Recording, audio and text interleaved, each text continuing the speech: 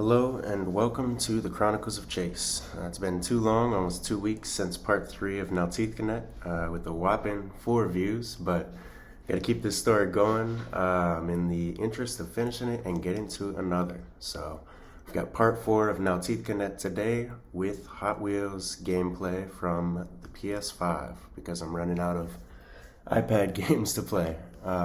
So there will be links in the bio to parts 1 through 3, and without further ado, Naltithconet Part 4. The people of this area did not regard the water nor me as a deity unto myself worthy of worship. They praised Ahone, a great creator, and being they believed to be connected with all things, but they also believed he did not require sacrifices. The deity stopped here. Craig imagines her brows furrowing ferociously behind the paralyzing countenance of Unkula. Their Quiakozak, though, had many Quiakozans near the shore of this bountiful bay, and believed in the Manitou, the many spirits of the sea, wind, sky, and earth. They might not have known me by name, at least not one I recognize, but these Quiakozans on my shore never ceased in ceremony and recognition to my power and strength. Always were their smokestacks puffing sweet breaths of reverence and approbation over my choppy surface. As the goddess speaks, Unkula's smoky body begins to shift and morph into shapes and images. Though amorphous at first, Craig sees the tendrils of smoke settling into the shape of lodges peppered along the shoreline of an undulating body of water. This kind of respect and acknowledgement of my presence and my role in their lives was pleasing to me. Tsung Tahe continues. She had given so many names, Craig struggled to settle on one. But since Unkula was in front of him, he reasoned, maybe he should call her by her companion name. None of the other deities or cultures had known about this terrifying serpent, and yet here he was. Then, one day, the Quiakozans ceased their recognition and appreciation, packing up their ceremonial goods and paying a reverence now to a new godhead. They had metamorphed in some sick backwards transfiguration, forgetting Ahone. They stopped all rites of commemoration for the sea, sky, trees, and earth. The cottages upon the shoreline of the bay wisp away before Craig's eyes, giving way to a new, larger kind of structure in its place. These structures were more numbered and far closer to each other. The chimneys still smoked, but Craig could feel the smallness and selfishness of these fires through the apparition. Where the fires before had been ones of solemn commemoration, feeding something he could feel deep in his own mind, these fires he now looks upon were selfish, serving each home's individual ends and altogether unconcerned with the bay beyond, with commemoration or tradition. Craig feels anger rising in his body as he looks upon the new landscape of structures. He cannot tell from whence it has arisen. Why should I feel anger, he wonders, for my very own home in Sparrow's Point is one of these. This is true, Tsung Tahe barks from behind the apparition. Craig starts at the noise, then reddens in anger. You can hear what I'm thinking, he blurts out, thinking back to the many expectant silences Tsung Tahe had put him through. What else had he thought and let through to her, he wonders. You are among those who have forgotten, who have spent generation after generation snubbing your nose at nature, at the sea. Me? Snub my nose at the sea? Ha!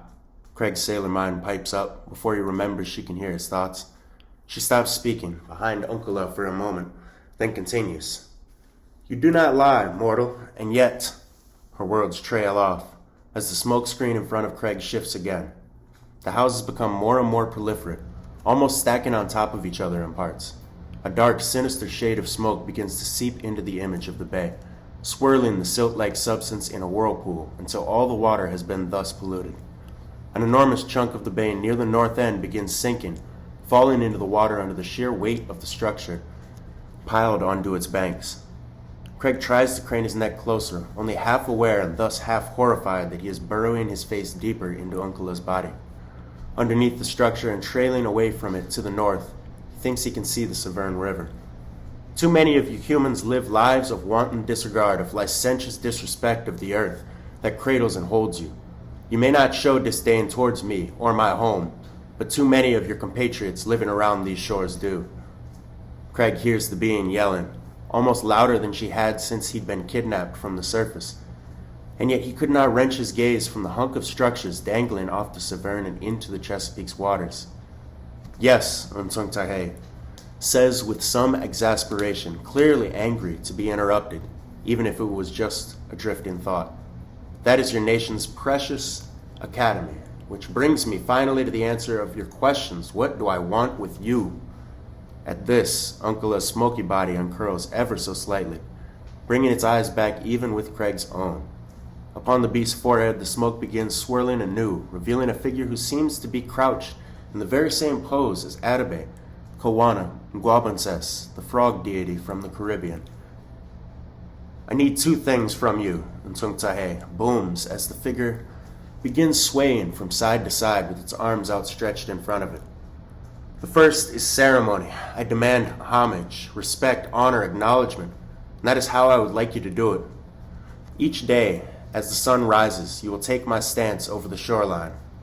Craig looks closer between Uncula's eyes, seeing a thin line wrapping back and forth at the figure's feet. As it reached its crest, it kissed the figure's toes, then ran off, back away towards the horizon. Before you lay 6 bowls of distinct size. In the center of all of them, place a cauldron whose volume exceeds the sum of the 6th. The cauldron appears upon Uncula's forehead, arrayed beautifully at the figure's feet. As the sun rises and you sway over these pots, you must say my name. You must say them in the order that I have revealed myself to you. As you do this, you shall fill the bowls. First, you will take the smallest and fill the second bowl until it overflows. Once this is complete, you will pour the second into the third and begin filling the second until it overflows once more. You will repeat this until the third bowl overflows, and so on and so forth until the cauldron itself has been filled to overflowing. Throughout this process, you must not stop chanting. At the end of all of this, you must step into the surf and douse yourself with the cauldron. Every strand of your hair, every inch of your skin must be wetted by this water, or else you must start it all over again. Okay, Craig responds, trailing off. He had been asking what the deity wanted from him. Now that he has this request before him, he thinks, is that all? No, the being booms as Uncula rolls down Craig's body, revealing Naltithconet's stern countenance beyond. She reaches up behind her earrings, stumpy half fingers fumbling against the enormous metalwork. Craig hears the jangle of the fastenings, feels the current from the motion quaking over his body. After a few seconds, Craig sees the auspicious green aura shift from a constant behind Naltithconet's body to a concentrated, powerful glow in her hands. He sees 13 distinct stones, 6 in her left and 7 in her right, as she brings her hands back down to his face. The light is hard to look directly at, so Craig squints his eyes, straining against the urge to turn away. These Sawo stones need placing, she continues. Craig listens intently as she explains where each stone was to be placed. At each site, he would have to perform the very same ritual she had just showed him. On the 13th, she finishes, Uncula unwinding off Craig's feet as she does, slithering back to his place beneath her throne, must be placed by the new moon, must be the last. You have already seen where this one must go. You will know when the time is right to do what you must do. Craig shudders again, racking his brain. What did she mean he knew where the 13th must go? What if he failed? You will not, the being booms, sending Craig's dinghy on a speeding tsunami back towards the surface. No, he yells, trying his damnedest to be heard amongst the rushing water. The last bit of the word chokes out, stifled by the bursting of the air helmet as in the rush of oncoming waters. Craig comes out of the water, choking on the surf. We said this is the Coast Guard. Turn back immediately. You are in the shipping channel. Craig shakes the water from his hair, looks left, then right. How can it be, he thinks. His boat is again on the edge of the shadow in the water. His sharp right turn propels him away from the Coast Guard and the deity's dungeon. He looks back, wistfully, like a kidnappee with Stockholm Syndrome. Then he remembers the Sawo stones and checks his pockets.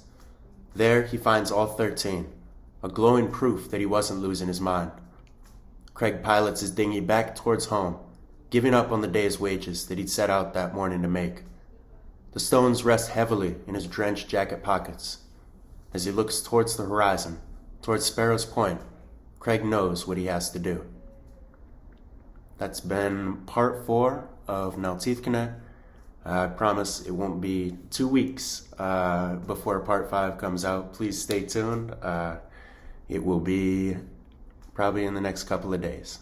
If you like what you listen to, please like and subscribe. This has been the Chronicles of Chase.